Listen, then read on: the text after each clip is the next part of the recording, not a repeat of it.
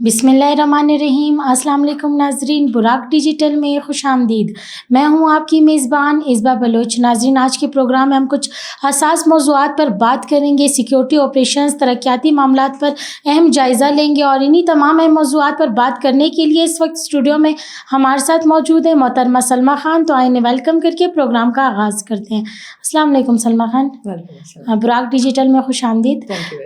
सलमा खान, आप ये बताइएगा कि ज़िला केज में सिक्योरिटी फोर्सेस ने एक ऑपरेशन के दौरान बीएनए के एक अहम कमांडर को हलाक किया, उसके अलावा ज़िला कच्ची में भी काफ़ी दहशतगर्दों को हलाक किया। तो इस पर आप क्या कहेंगे कि बीएलए की कमर टूट चुकी है? बिस्मिल्लाहिर्रहमानिर्रहीम। बहुत शुक्रिया। इस बार देखें, जिस तरह से बलूचिस्तान में दहशतगर्दों के ख़िलाफ़ ये सफाई मुहिम जारी है, ऑपरेशन सैनिटाइजेशन चल रहा है और IBOs के तहत जितने भी ऑपरेशंस हो रहे हैं वो सारे सक्सेसफुली अल्हम्दुलिल्लाह कंप्लीट भी हो रहे हैं। उनके जो है वो नताइज भी हम अपने अवाम के सामने रखते होते हैं। जहाँ पे आपने बलूच नेशनलिस्ट आर्मी में एक जो इनका कैंप कमांडर था, बहुत अहम कमांडर जो कि सजाद बलोच है, उसकी हलाकत बहुत बड़ी एक अहम कामयाबी है हमारी सिक्योरिटी फोर्सेस की तरफ से और दहशतगर्दों के ख़िलाफ़ इस ऑपरेशन में कामयाबी के लिए। दूसरी तरफ अगर आप देखें तो हमीद बलूच नोशकी में जो है वो हैरूफ 2 में मारा गया। कि वो बंदा था जिसको BYC की तरफ से उनके पोस्टर्स उठा के बोला गया था कि ये मिसिंग पर्सनस है। देखिए, मिसिंग पर्सन का ड्रामा बहुत हद तक कंप्लीट हो चुका, इसका अभी कोई भी वजूद बाकी नहीं है।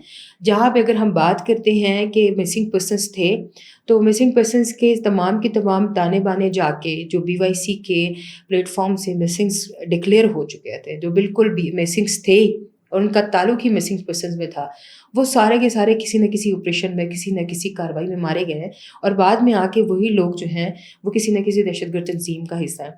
तो ये बात वाज़िया हो जाती है यहाँ पे आके कि BYC में जितने लोगों को इन्होंने इंटर किया है, जिन लोगों के पोस्टर्स उठाए, जिन लोगों के लिए इन्होंने आवाज़ उठाई, वो किसी न किसी तंजीम का हिस्सा है। इसलिए ये भर्ती का काम कर रही है। BYC एक भर्ती का काम कर रही है और इनको भेजती है वहाँ पे।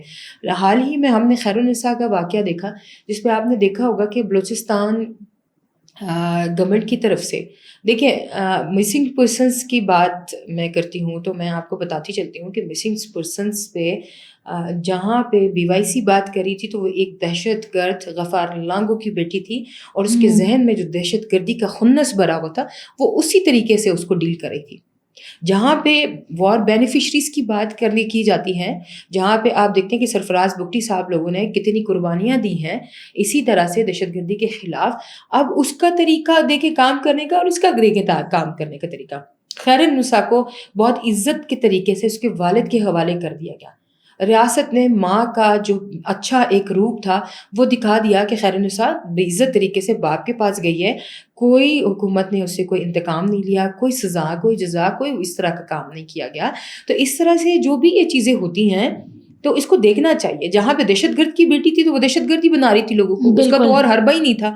लड़कियों को इतना इन्होंने मतलब हरासा किया है, इतना उनको जो है ना वो हरासमेंट करके, तजलील करके, उनके ऐसी वीडियोस बना के उनको मजबूर किया गया है कि वो खुदकश बने। इनका पूरा फ़िदाई ग्रुप चल रहा है। इनकी कॉर्नर मीटिंग्स होती हैं BYC की और वहाँ पे जाके फ़िदाई ग्रुप के लिए इन लड़कियों को तैयार किया जाता है कि आपने ये फ़िदाई ग्रुप के लिए वो करना है। साथ ही साथ अगर मैं बताऊँ कि कच्ची में जो ऑपरेशन हुआ, बहुत कामयाब ऑपरेशन के पहाड़ों के बहुत ही दुश्वार गुजार रास्तों में हमारी सिक्योरिटी फोर्सेस ने दहशतगर्दों का ताक़ुब किया और पहाड़ों में जाके 4 दहशतगर्दों को मार दिया। और वो बाकी बुज़दिल तो बाक है, मुकाबला करने की हिम्मत होती तो आके मुकाबला करते। मुकाबला करने की तो तुम लोगों की औकात ही नहीं है, भाग ही सकते हो तो तुम भाग ही जाओ।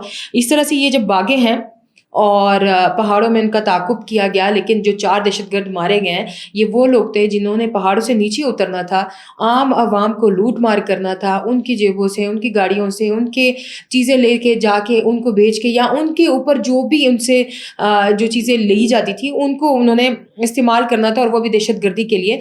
तो ये वो लोग थे जिनको सिक्योरिटी फोर्सेस ने वक्त पे काबू किया और अल्हम्दुलिल्लाह कच्ची का ऑपरेशन हो गया या हब का हो गया या इसी तरह से बाकी सारी जगह पे जो IBOs के तहत ऑपरेशन चल रहे हैं ये सक्सेसफुली और भी कामयाबी की तरफ जाएंगे इंशाल्लाह।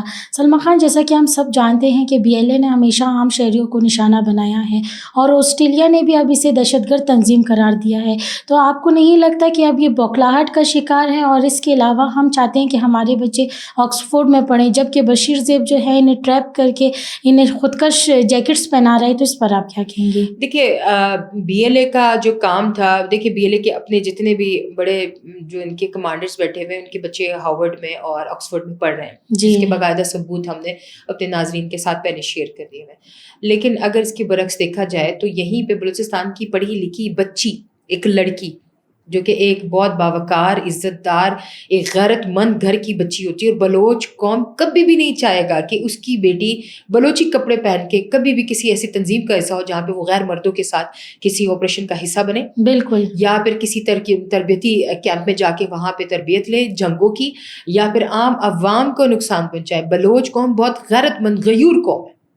یہاں پہ آپ کے سوچنا چاہیے کہ آپ کی بیٹیاں کیوں اس طرح کے راستے پہ جا رہی ہیں، جہاں پہ بشیر زیب علی نظر ہو گیا یا باقی جتنے بھی کمانڈرز ہو گئے، وہ اپنے بچوں کو تو دہشت گردی سے دور رکھ رہے ہیں، لیکن باقیوں کے بچوں کو دشمنی کا اور ریاست خلاف جتنے بھی اسٹیپس ہیں ان کا ایندھن بنانے کے لیے کیوں یہ اتنے سرگرم ہے، کیونکہ لوگ ان پہ بھروسہ کر رہے تھے. لیکن اب وہ بھروسہ ختم ہو گیا، اور آسٹریلیا نے جو اقدام اٹھایا ہے اس پہ اب جو ان کو فائنینشلی، جو آپ کو بتا تھا کہ حمل بلوچ تھا، بشیر زیب تھا، جینت بلوچ تھا، ان کے نام اگر بلیک لسٹ ہو گئے، اب ان کو جو بھی مالی معاونت ہوتی تھی، جو بھی ٹرانزٹ اماؤنٹ ان کے اکاؤنٹس میں آتی تھی، وہ آسٹریلیا سے نہیں آئے گی. اب آسٹریلیا سے نہیں آ رہی تو آپ سوچیں کہ اس کے ساتھ اور کتنی کنٹریز کے ساتھ ساتھ بی ایل اے پہ دہشت گردی کا جو وہ لگا ہوا تھا، ایک لیبل لگا ہوا تھا، وہ تو کنفرم ہو گیا. مگر اب یہ 4-5 نام جو اس میں آ گئے ہیں، ان کو مالی معاونت رک گئی ہے، تو اب ان کی کمر نہیں ٹوٹی، اب یہ بالکل ختم ہونے والے ہیں انشاءاللہ.